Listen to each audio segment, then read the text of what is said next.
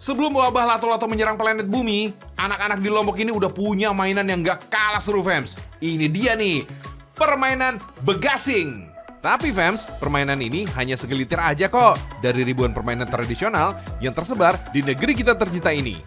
Menurut penelitian, ada 2.600 permainan yang tersebar di Nusantara. Setiap provinsi pasti punya banyak permainan yang unik-unik. Oh my wow, banyak juga ya. Kita nyentil lagi deh sama permainan dari Lombok, Nusa Tenggara Barat ini, fams. Namanya begasing, fams. Permainan tradisional dari suku Sasak ini digemari oleh semua kalangan masyarakat. Nama begasing berasal dari dua suku kata, yaitu gang dan sing. Gang memiliki arti lokasi, lahan atau lorong gang sebagai lokasi permainan.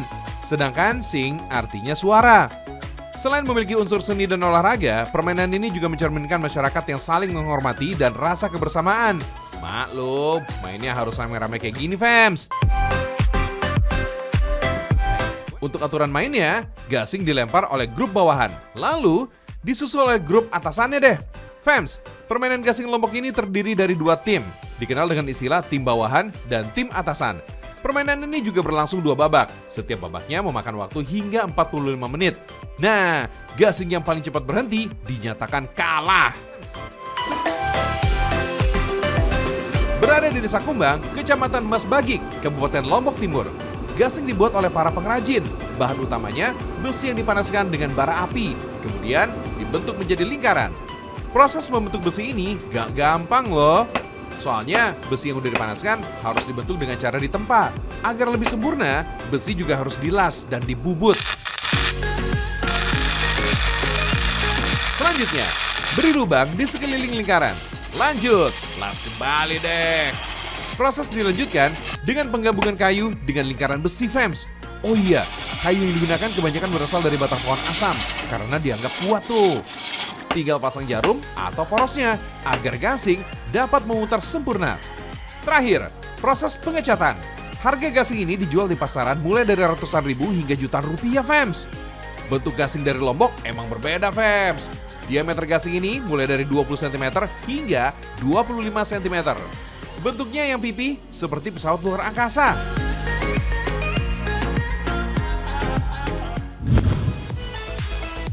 Buat kamu yang mau icip-icip kuliner legendaris Lombok, langsung aja nih kita kunjungi Warung Sate Rembiga. Wah, ini legendaris nih di Pulau Lombok. Warung sate ini udah ada sejak 30 tahun yang lalu. Nah, umumnya daging sate dibuat dari daging ayam atau kambing, fams. Tapi sate Rembiga ini dibuat dari daging sapi. Rasanya gurih, manis, dan pedas. Tapi rasa sate Rembiga di sini beda dari tempat lain. Just info aja nih ya. Provinsi Nusa Tenggara Barat dikenal sebagai bumi sejuta sapi. Makanya aneka masakan dari daging sapi banyak variannya di sini, fams. Salah satunya ya sate Rembiga ini. Dalam sehari, warung ini bisa menghabiskan 50 kg daging sapi. Wih, laris manis nih. Makan sate Rembiga ini masih sama dengan sate biasanya, fams. Tambahan lontong bisa bikin perut kamu makin kenyang. Oh iya, lontong dari Lombok biasa dinamakan pesor, fams. Gak kayak lontong biasanya, bentuk lontong ini kerucut. Teksturnya juga lebih lembek daripada ketupat atau lontong pada umumnya. Fams, sate menjadi makanan terlezat peringkat ke-14 dari 50 makanan yang ada di dunia. Berkat kelezatannya, sate semakin dikenal ke seluruh Nusantara.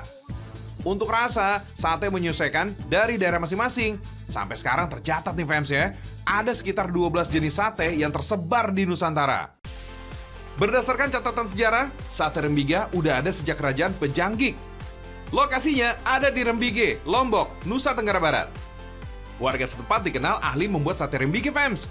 Kemudian, keahlian mereka diwariskan secara turun-temurun ke generasi penerusnya. Kalau sekarang sih, keahlian meracik sate Rembiga ini bukan hanya dimiliki keluarga kerajaan aja. Warga desa Rembiga juga ahli membuat sate Rembiga. Makanya, sate Rembiga dikenal sebagai kuliner khas dari Pulau Lombok.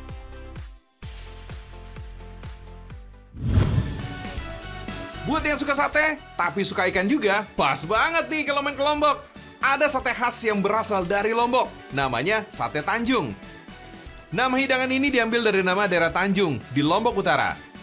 Kalau sekarang, sate Tanjung ini bisa dijumpai di kota Mataram. Berbeda dengan sate Rembiga, sate Tanjung tidak berbahan daging sapi, tapi dari daging ikan, fams. Maklum deh, daerah pesisir memiliki komoditi ikan laut yang berlimpah. Bumbu yang dipakai juga sederhana, fams. Bumbu dasar kuning yang dipakai dari kunyit. Semua bumbu dihaluskan dengan blender, lalu ditambahkan santan yang bisa membuat rasa makanan lebih gurih. Selain itu, santan juga bisa membuat masakan tidak terlalu kering. Kemudian, campur dengan daging ikan.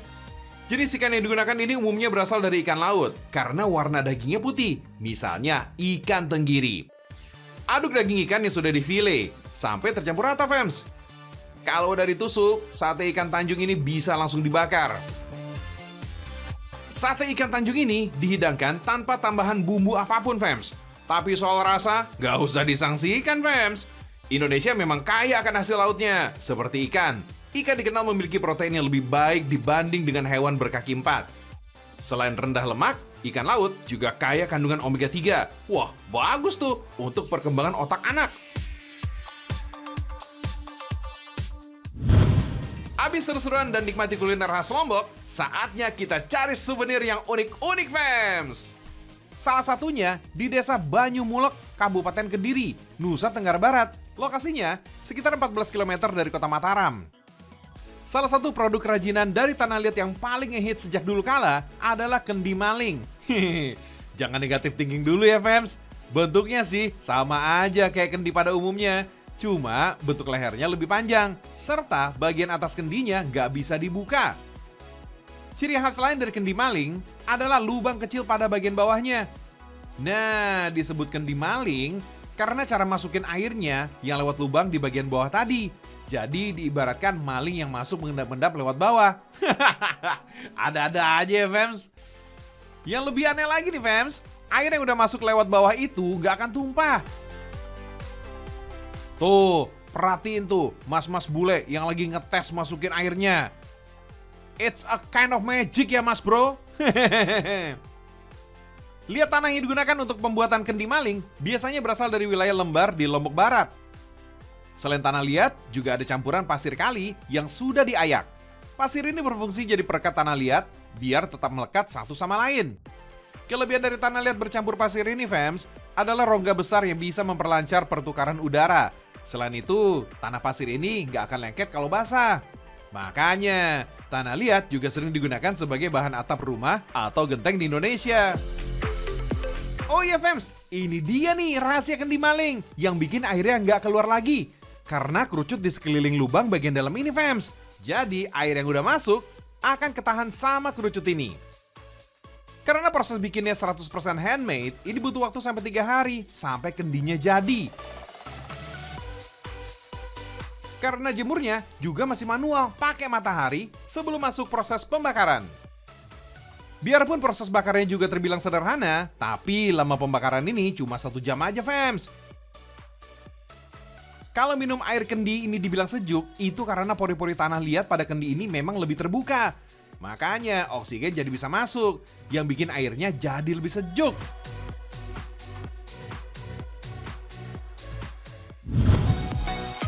Lombok, I'm coming!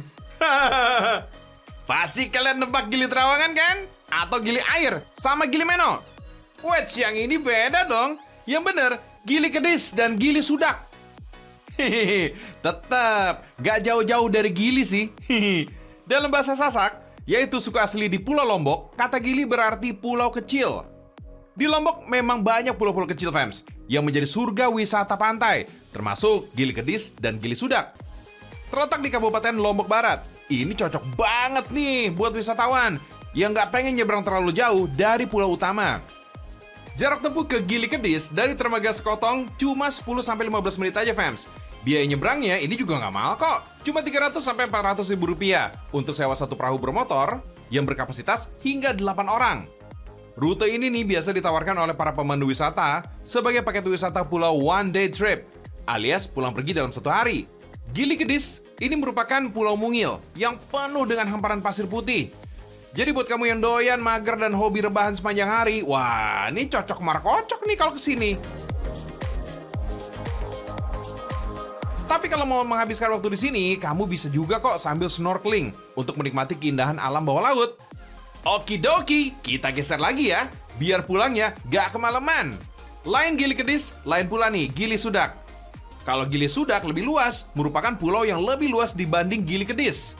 Kalau mau nginap di sini, juga udah tersedia nih beberapa resort dengan kisaran harga antara 500.000 sampai 1 juta rupiah per malamnya.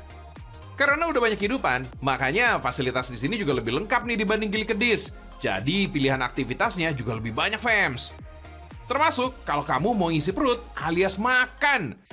Soal menu makan di sini memang nggak jauh-jauh nih dari seafood. Jadi sorry banget ya fams, buat yang alergi sama seafood. Wah, kayaknya rada susah nih kalau butuh menu selain seafood.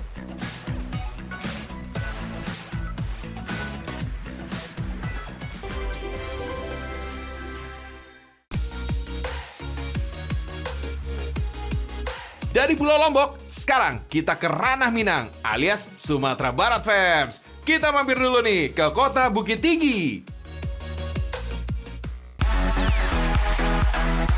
Titik 0 km kota Bukit Tinggi ini, fams, bukan sekedar ikon kota yang biasa, menjadi salah satu landmark dari Sumatera Barat, bahkan juga pariwisata di Indonesia. Jam Gadang gak hanya cantik dan unik, tapi juga penuh nilai historik. Sejak didirikan tahun 1926, puncak dari menara setinggi 26 meter ini, fams, telah mengalami 3 kali perubahan. Awal didirikan pada masa Hindia Belanda, atapnya berbentuk bulat dengan patung ayam di atasnya. Pada masa kependudukan Jepang, diubah jadi bentuk pagoda. Dan terakhir kini, setelah Indonesia merdeka, atapnya berbentuk gonjong rumah gadang, kebanggaan masyarakat Ranah Minang. Fams, mesin serupa dari jam gadang hanya ada 2 di dunia. Uniknya lagi, kalau diperhatikan, 4 Romawi pada susunan angka di jam gadang ini berbeda dari biasanya. Konon pada masa penjajahan Belanda dulu, lambang dari angka 4 Romawi dianggap bisa memicu semangat perjuangan rakyat untuk merdeka. Angka 4 Romawi yang biasa tertulis seperti huruf 1 dan V, katanya sih dianggap bermakna I victory alias kemenangan. Makanya, angka 4 Romawi di jam gadang akhirnya diubah dengan 4 garis yang sejajar. Fams, pengunjung yang ingin menikmati kemegahan jam gadang gak dipungut biaya sama sekali, fams. Asik kan, fams? Gratis tuh. Sayangnya, dengan alasan keamanan, wisatawan hanya diperbolehkan menikmati kemegahannya dari pelatarannya aja. Maklum deh, adalah bangunan cagar budaya dengan usia yang udah gak lagi muda. Tapi menikmati jam gadang dari pelataran udah cukup memuaskan. Gak cuma sekedar foto berlatar jam gadang aja nih, fams. Kalau mau keliling kota Bukit Tinggi, bisa nih naik bendi. Di area sekitar jam gadang, bendi mudah ditemukan. Dengan tarif 100 sampai 150 ribu rupiah, kita bisa keliling kota Bukit Tinggi sambil diiringi irama tapak kaki kuda. Pada masa lalu nih, fams, bendi atau delman menjadi salah satu angkutan umum utama di kota Bukit Tinggi. Tapi seiring perubahan zaman, bendi beralih fungsi menjadi kendaraan untuk wisata.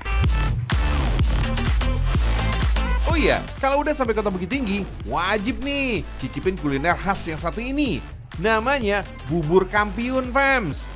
Sebagai pilihan menu sarapan, variasi aneka kudapan manis dalam satu porsi sajian ciptakan kombinasi rasa yang juara banget nih, fams. Makanya hidangan ini disebut juga bubur kampiun. Bubur kampiun atau bubur juara ini, fams, adalah pemenang pertama pada perlombaan khusus dengan tujuan menghilangkan trauma pasca perang di akhir dekade 1950-an. Nikmat dan penuh sejarah pastinya. Terletak di antara pegunungan Bukit Barisan, kota Bukit Tinggi berjarak hanya sekitar 90 km dari ibu kota Provinsi Sumatera Barat. Diapit Gunung Marapi dan Gunung Singgalang, kota Bukit Tinggi memiliki satu bentang alam istimewa yang sangat menawan. Namanya Ngarai Sianok, fams. Ngarai Sianok ini merupakan lembah curam dengan kedalaman sekitar 100 meter. Membentang sepanjang 15 km, rata-rata lebar tebing Ngarai Sianok ini sekitar 200 meter, fams. Untuk menikmati pesona indahnya tempat ini, kamu bisa nih merapat ke Taman Panorama Ngarai Sianok. Harga tiketnya Rp10.000 untuk anak-anak dan Rp15.000 untuk orang dewasa. Hamparan pemandangan indah dengan dingin dan sejuknya udara khas Bukit Tinggi menjadi sensasi tersendiri saat kita datang ke sini, fams.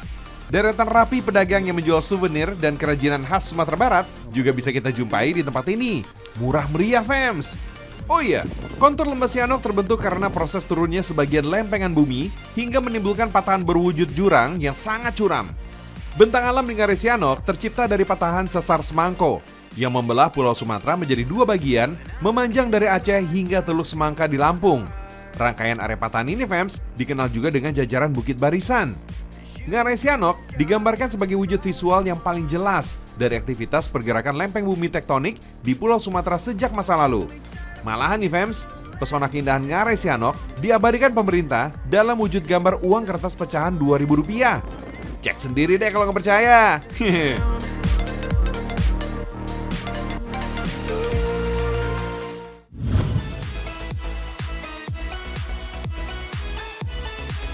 Fams, kalau mau lihat orang kaya asli yang duitnya bertumpuk, datang aja nih ke pasar hewan di kota Payakumbuh, Sumatera Barat. Jadi gini ceritanya, fams. Ada tradisi salaman di dalam sarung di pasar hewan. Nama tradisinya Maroso. Tradisi ini dilakukan ketika bertransaksi harga sapi atau kerbau incaran pembeli. Maroso juga masih dilakukan di salah satu pasar ternak di kota Payakumbuh, Provinsi Sumatera Barat, yang hanya dilakukan di Minggu pagi. Kalau pasar biasanya ramai dengan hiruk-pikuk pedagang dan pembeli, tapi transaksi di sini benar-benar tanpa suara, fams, karena hanya mengandalkan isyarat tangan yang ditutup oleh sarung, handuk, kaos, ataupun topi. Tujuannya agar harga ternak yang akan dibeli tidak diketahui oleh orang banyak. Jadi persoalan harga biar menjadi rahasia antara penjual dan pembeli aja. Setiap jari yang diajukan dalam transaksi ini melambangkan angka ribuan, ratusan, jutaan, bahkan puluhan juta rupiah. Dan yang paling penting nih, fams, pembayarannya dilakukan di tempat secara tunai. Jadi gak ada tuh istilah gesek, DP dulu, apalagi kasbon. Semua serba COD alias cash on delivery.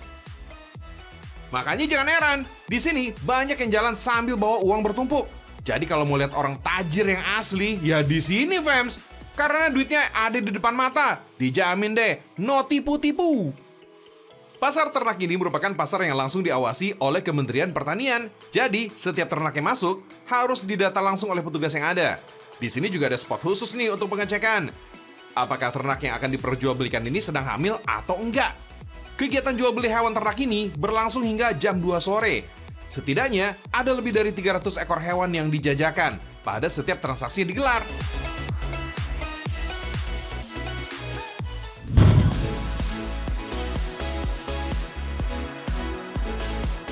Hewan kerbau di Sumatera Barat memang identik dengan kekuatan dan kemenangan, fams. Bahkan kerbau masih dijadikan hewan yang bisa membantu pekerjaan. Kubangan lumpur dengan diameter lingkaran 3-5 meter ini, fams, yang sehari-hari jadi ruang kerja para kerbau. Tugasnya meracik tanah liat menjadi batu bata merah berkualitas dari ranah Minangkabau. Aktivitas unik kerbau pembuat batu bata merah seperti ini menjadi kearifan lokal yang bertahan selama puluhan tahun di Kabupaten 50 Kota, Provinsi Sumatera Barat.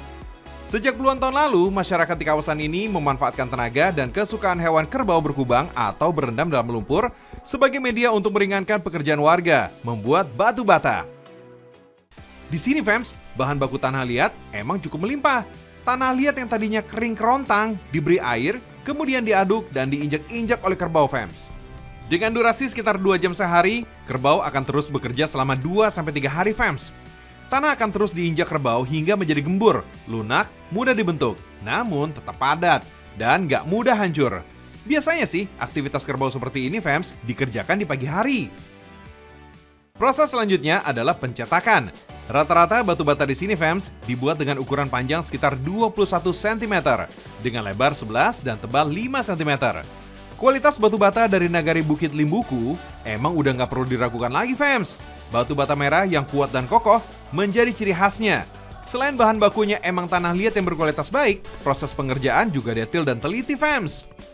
Biasanya sih sekitar 6-7 ribu batu bata dibuat dalam sekali periode produksi. Proses mencetak batu bata dengan jumlah sebanyak itu biasanya dilakukan antara 10-12 hari. Setelah proses pencetakan selesai, batu bata basah akan disusun menyamping dengan jeda yang rapi. Tujuannya supaya cepat kering, fams. Biasanya proses pengeringan ini berlangsung sekitar 15 hari penuh. Setelah dikeringkan sekitar setengah bulan, proses berikutnya juga menyita kesabaran. Proses pembakaran menjadi tahapan terakhir dari rangkaian panjang pembuatan batu bata merah tradisional yang khas dari Bukit Limbuku. Dengan memakai kulit sekam dari padi, tumpukan batu bata kering yang masih berwarna kecoklatan akan disusun dan dibakar dalam tungku selama 10-12 hari. Wah, lama juga ya. Proses pembakaran ini akan membuat batu bata menjadi semakin solid, kuat kokoh, dan berkualitas fams. Warna batu bata juga akan berubah menjadi merah alami yang menjadi ciri khas batu bata dari sini. Cakep! Kalau di total sih fams, sekitar 6.000-7.000 batu bata membutuhkan waktu 1-1,5 bulan sampai benar-benar siap dijual. Dari Bukit Lembuku di Kabupaten 50 Kota, batu bata udah terjual hampir ke seluruh wilayah Sumatera Barat dan sekitarnya. Biasanya sih, batu bata dihargai mulai dari Rp600.000 per 1.000 buahnya. Ya, kira-kira 600 perak satu buahnya, fams. Murah meriah, bagus, berkualitas.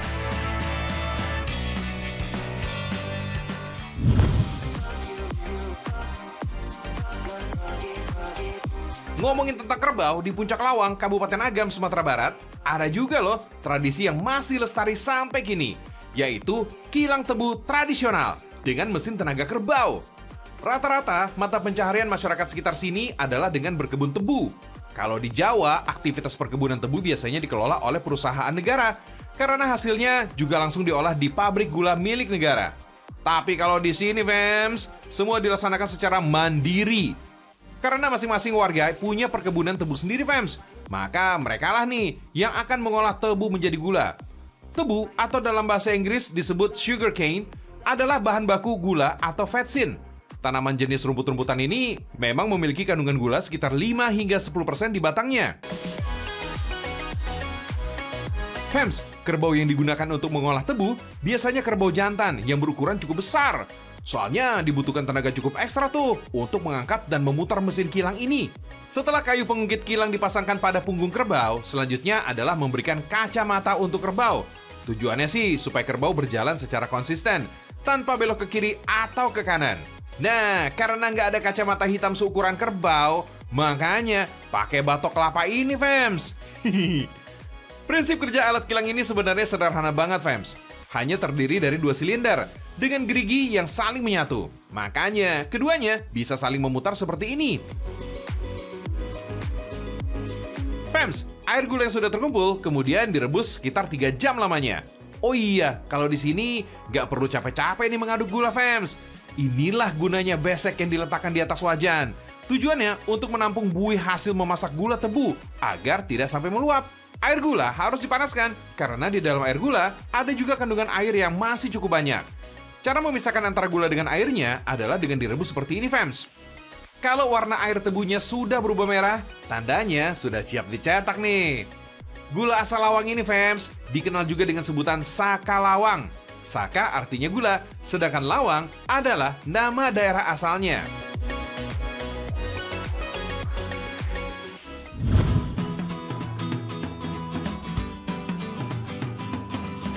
Ada lagi nih, fams, hewan yang bisa membantu pekerjaan manusia di Sumatera Barat. Tugas utamanya yaitu membantu petani untuk memetik kelapa dari pohonnya. Kalau petani harus memanjat pohonnya setiap hari, pasti bakalan pegel dan bikin ngeri nih. Tapi untungnya, di Ranah Minang punya solusinya nih, fams. Tepatnya di Kabupaten Pariaman yang terletak di pesisir Sumatera Barat. Masyarakat di sini cukup akrab memberdayakan ketangkasan hewan beruk untuk memetik buah kelapa. Konon dalam sehari, fams, puluhan bahkan ratusan buah ini bisa terkumpul dari hasil petikan para beruk di Pariaman. Dalam keseharian masyarakat Kabupaten Pariaman, beruk pemetik kelapa ini cukup dimanja oleh para majikannya. Biasanya sih, beruk akan sering diajak jalan-jalan atau berenang di aliran air sungai. Khusus untuk basah-basahan, beruk jelas butuh pendampingan. Kalau kelamaan, nanti bisa kedinginan. Oh iya, fams, beruk adalah primata liar. Beruk ini termasuk salah satu primata yang dilindungi loh, fams. Tapi fams, walau bukan termasuk hewan langka, inget loh, bukan berarti perlakuan pada beruk ini atau hewan lainnya ini bisa jadi seenaknya aja. Nggak bisa. Berbeda dengan monyet, beruk tergolong dalam jenis primata berekor pendek. Beruk memiliki persebaran pada 2 pulau besar, Sumatera dan Kalimantan. Habitat beruk dapat berupa dataran rendah dan perbukitan hutan hujan primer. Tapi juga sering ditemukan di daerah subpegunungan hingga pada ketinggian 1.900 meter di atas permukaan laut, fams. Beruk umumnya merupakan satwa terestrial dengan kemampuan memanjat pohon dengan baik.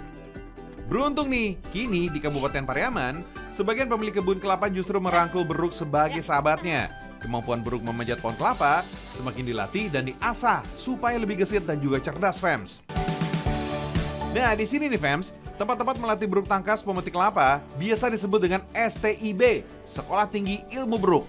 Maklum deh, tempat belajar mengajarnya emang tinggi di atas pohon kelapa. Pelatihan membedakan buah kelapa muda dan tua di pohon, serta cara cepat memetiknya jadi kurikulum utamanya nih, fams. Lucu ya? Baik ucapan, tarikan tali, serta bisikan yang keluar dari mulut para pelatih menjadi kode-kode yang seakan mudah dimengerti. Kode-kode ini juga nih, fams, yang nantinya menjadi pegangan para majikan atau pemilik baru beruk saat udah terjual nanti.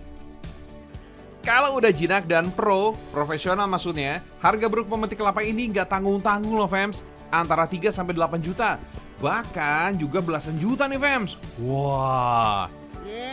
Oh iya, melatih beruk ini bukan tanpa tantangan. Terkadang beruk ini bisa ngambek, bahkan malas-malasan belajarnya. Kalau udah gini, biasanya beruk ini butuh dimanja dengan istirahat dan gizi yang sempurna. Gak usah aneh-aneh kok makannya. Menu spesial di mata beruk, cukup telur kampung mentah dan semangkuk nasi putih. Wow! Nasi putih biasanya menjadi santapan harian wajib bagi para beruk. Kalau emang pas lagi ada rezekinya, telur ayam kampung ini bisa jadi penambah energi. Kalau soal rasa, tanya sendiri deh sama beruknya.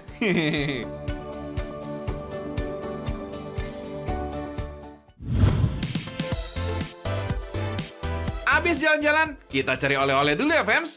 Oleh-olehnya kue putu. Tapi beda nih dengan putu yang biasa. Biasanya berbentuk tabung.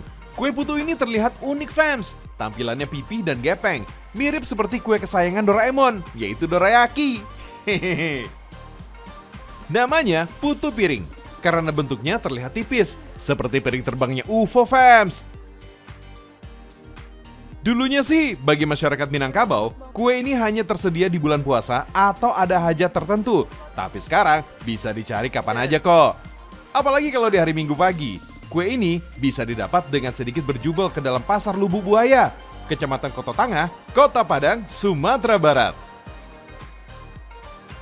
Putu piring juga masih memakai tepung beras sebagai dasar adonannya. Supaya berbentuk cekung, cetakannya bisa menggunakan batok kelapa ya. Gak boleh lupa, ada gula merahnya juga, fams. Selama 1-2 menitan, putu piring dikukus hingga matang sempurna. Seperti pembuatan putu bambu yang mengeluarkan suara, putu piring ini dimatangkan dengan uap kukusan air di bawahnya. Lucu banget ya bentuknya. Berbeda dengan putu kebanyakan, yang ini nggak pakai kelapa parut. Nah, otomatis masa simpannya lebih lama. Putu piring umumnya disantap saat keadaan hangat, fams. Di saat itu, aroma khasnya tercium dan tentunya lebih menggugah selera. Fams, karena dijual dengan harga Rp1.000 per buah, pembelinya gak cuma beli 2 atau 3 biji aja, tapi sekali beli bisa sampai 25 loh. Makanya jarang banget tuh ada putu piring yang sudah ready stock.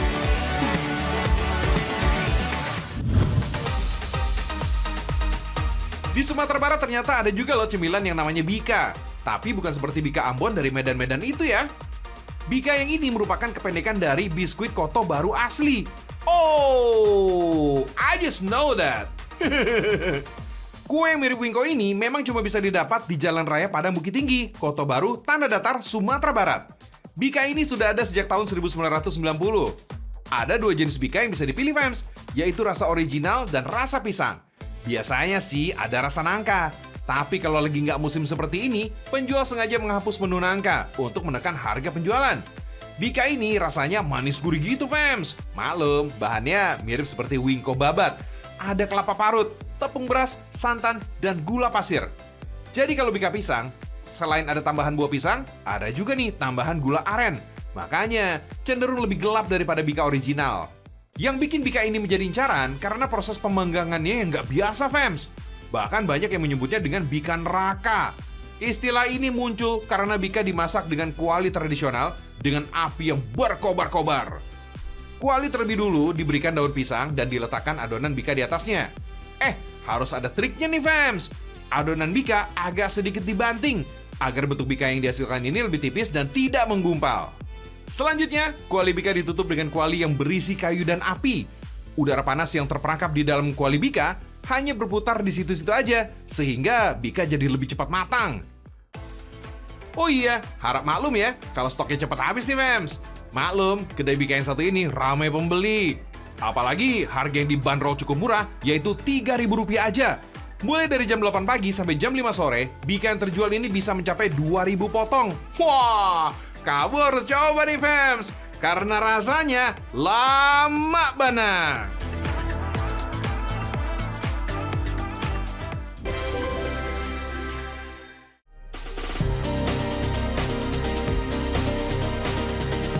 Gak terasa nih, udah jam 6 pagi aja nih, Fems. Berarti saatnya saya, Joe Ricci, harus undur diri.